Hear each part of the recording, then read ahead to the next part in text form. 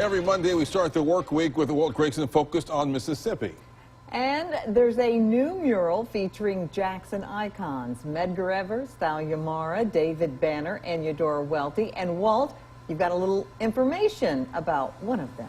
Oh, yeah, Mel. I have been a big fan of Eudora Welty for a long time now. She's one of Mississippi's best writers, and her home here in Jackson is open for tours most days. And when you talk about stories about us, that is exactly what Ms. Welty wrote about, our deepest selves. This was Eudora Welty's home from her teens through her adult life until her death in 2001. It's just across the street from Belhaven College on Pinehurst. The home is a museum of sorts today. It's been left much as it was when she lived here and wrote here. The house came to mind the other day when I got a text from evidently a relative, but only the phone number showed up, starting off with, "Hey, cuz." They wanted suggestions of places to take the kids on some day trips around Mississippi, so I wrote a list of things from Ship Island to Elvis's birthplace. But I didn't put in the Eudora Welty house because I didn't know if the kids are readers, and people who are not readers probably wouldn't know Eudora Welty.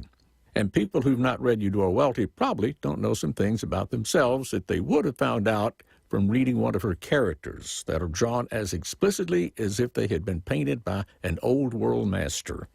Her stories range from funny, my favorite, Why I Live at the P.O., to compassionately insightful, my other favorite, The Worn Path, and quite revealing as she draws back the curtain of the invisible shadow that falls between people, as she puts it. Never got to meet Eudora Welty, one of several Mississippians right here at home that I wish I could have met, although I have no clue what we would have talked about. But my friend Willie Morris met her. Willie wrote My Dog Skip, in case you need a nudging, and he was greatly influenced by her.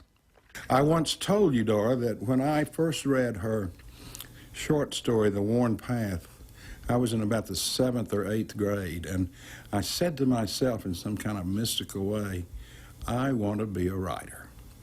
And I told Eudora that years later, and she said, well, I'm glad, in her usual warm and courteous way. Do they still read Eudora Welty in junior high school?